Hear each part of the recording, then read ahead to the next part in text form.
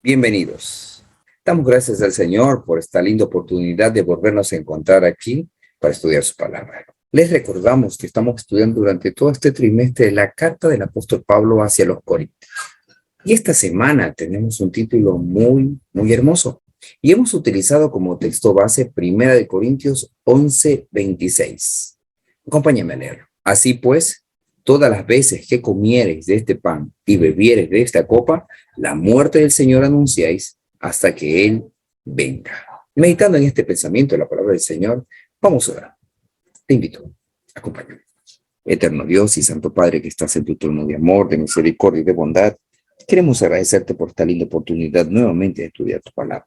Señor, sé tú nuestro guía, sé tú nuestro verdadero maestro, y que tu Espíritu Santo grabe en nuestros corazones y nuestra mente tu palabra de verdad, de tal manera que podamos asimilarla para poder crecer en gracia delante de ti. Lo rogamos en el nombre de Jesús.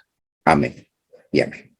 Hay un pensamiento de la prueba inspirada que dice lo siguiente: en el primer banquete al cual asistió con sus discípulos, Jesús le dio la copa que simbolizaba su obra en favor de su salvación. En la última cena se la volvió a dar, en la institución de aquel rito sagrado por el cual su muerte había de ser conmemorada hasta que volviera. Este pensamiento nos lleva nuevamente hacia el aposento alto. Allí es donde se instituyó la cena del Señor. Un acto que vendría a reemplazar, como habíamos visto en lecciones anteriores, el rito del comer la Pascua, ya que este recordaba la liberación de la esclavitud de Egipto, y ahora pues este nuevo rito, esta nueva ceremonia que ahora se presentaba para los cristianos en las futuras generaciones, vendría a recordar pues la muerte de Jesús como sacrificio perfecto para pagar el pecado de los pecadores y darle la oportunidad de la libertad y de la vida eterna. Cada símbolo tenía su representación y su significado. El comer el pan o comer la carne de Cristo representaba para nosotros el alimentarnos diariamente de su palabra. Durante este día estudiaremos qué significa el vino y cuál es su aplicación para la Iglesia de Dios actualmente. Quiero llevarte a analizar algunos acontecimientos dentro del contexto histórico del pueblo de Israel. Su cultura tal vez había que analizarla para poder entender bien lo que hoy el Señor tratará de decirnos a través del estudio que tenemos delante, que es el estudio del vino.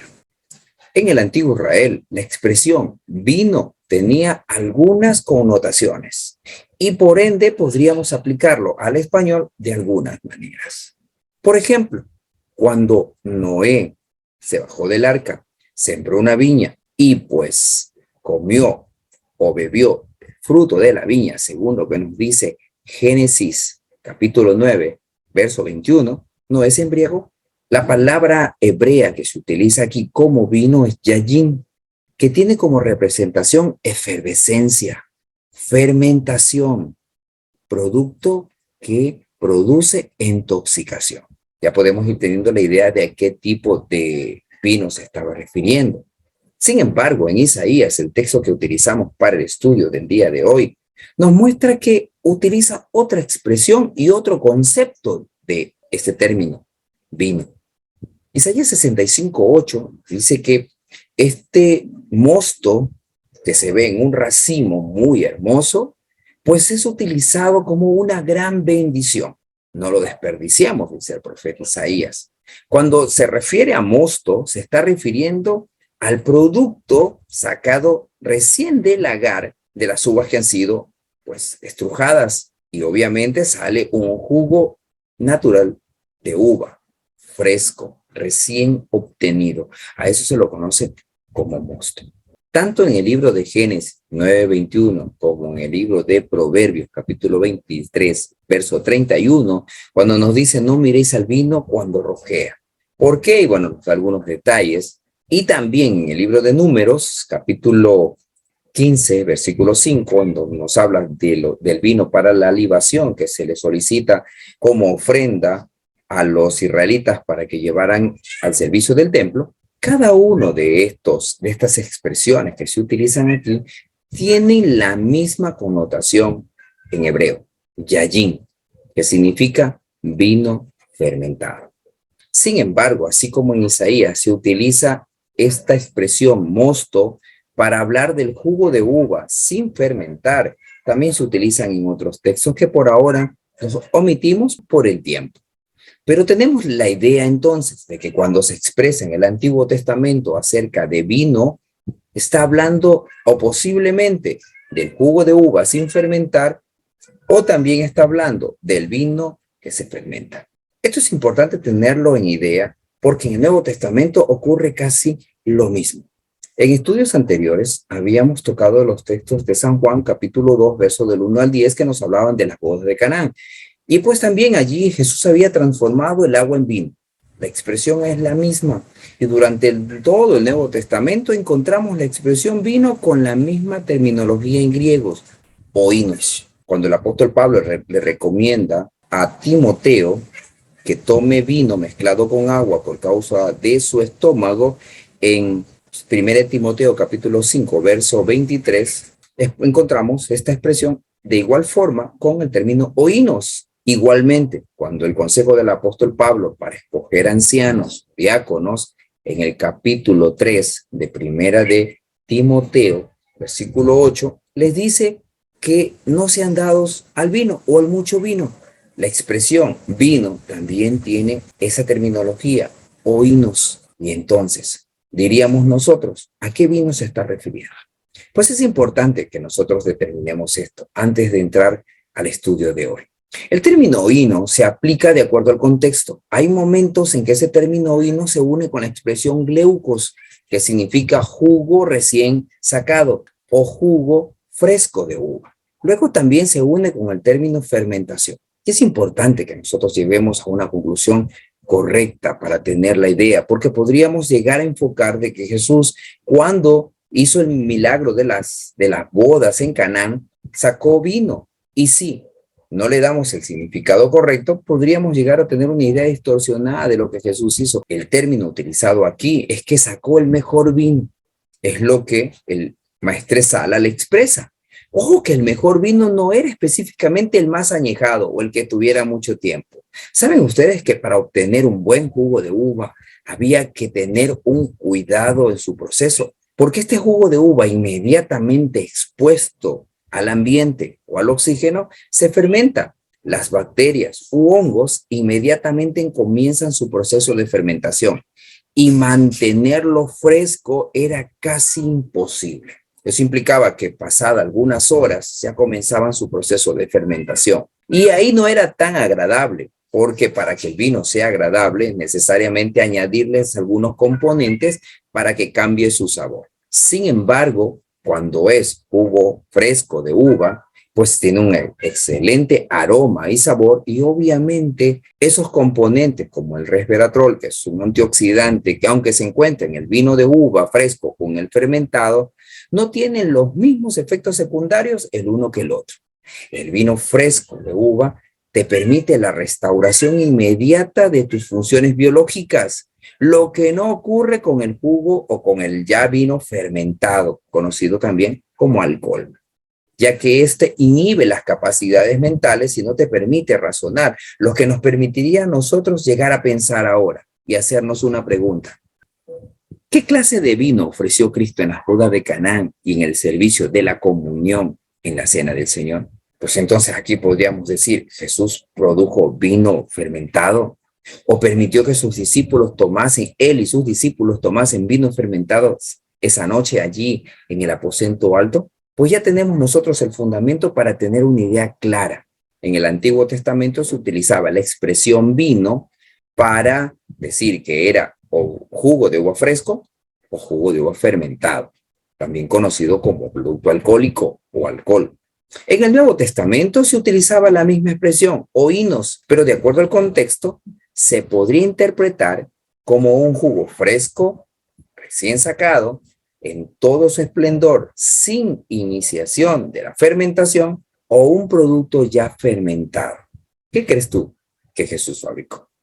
Algo que en su resultado natural traería vitalidad, vigor y regeneración en el cuerpo, o algo que también podría producir un poco de esto que estamos hablando, pero le añadiríamos la incapacidad de pensamiento, de raciocinio, o la incapacidad de entender lo que Dios quiere por el efecto del alcohol en nuestro cerebro.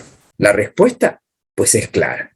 No iba Jesús a ofrecerle a sus discípulos un producto que nublase sus capacidades, ni que sus pensamientos tuviesen la incapacidad de poder razonar y percibir las condiciones que el cielo les estaba presentando para ser salvos. Recuerden que el Señor siempre quiere lo mejor para nosotros, y lo mejor, pues, es el vino fresco del producto de la vid.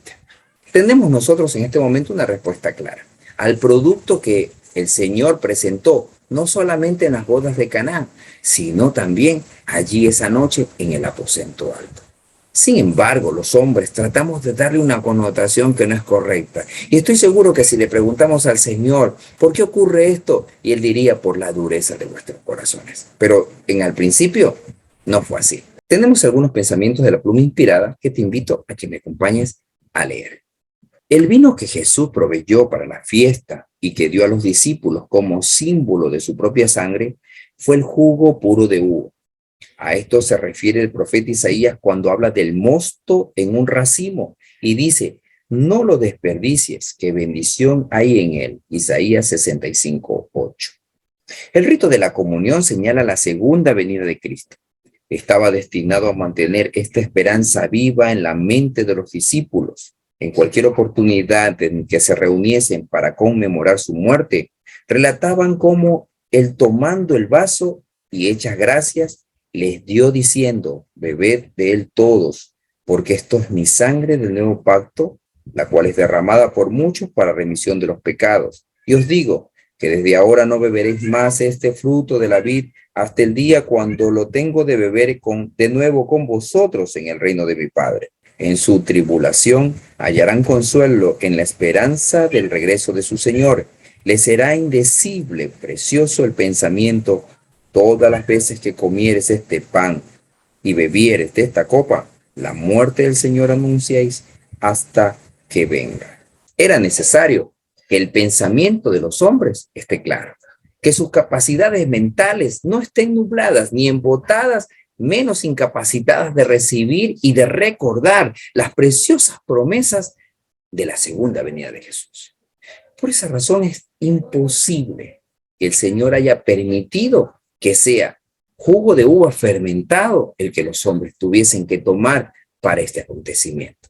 Porque si así fuese, no se pudiese tener nuestras capacidades mentales dispuestas y abiertas para recibir y percibir lo que Dios quiere de cada uno de nosotros.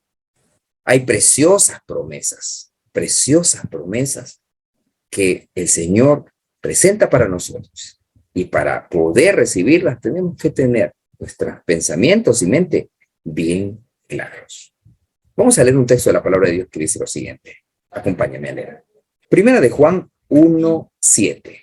Pero si andamos en la luz, como Él está en luz, tenemos comunión los unos con los otros, y la sangre de Jesucristo su Hijo nos limpia de pecado. Es precioso el pensamiento de que la justicia de Cristo nos es imputada, no por ningún mérito de nuestra parte, sino como un don gratuito de Dios. El enemigo de Dios y de los hombres no quieren que esta verdad sea presentada claramente, porque él sabe que si la gente la percibe plenamente, habrá perdido su poder sobre ella.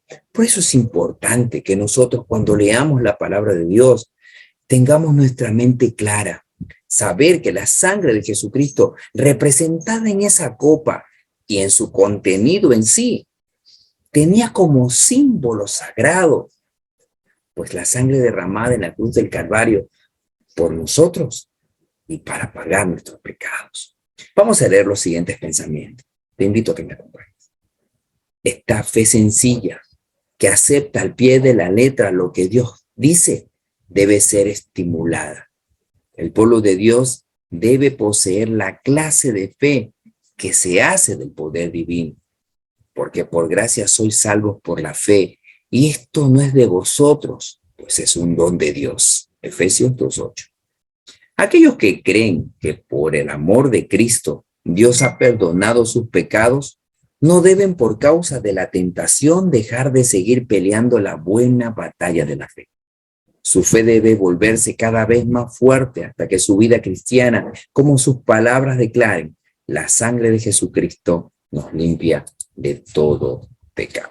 Estos pensamientos nos muestran a nosotros que en realidad lo que ocurrió aquella noche en el aposento alto estaban prefigurando los acontecimientos que vendrían para la iglesia después de la ascensión de nuestro Señor Jesucristo.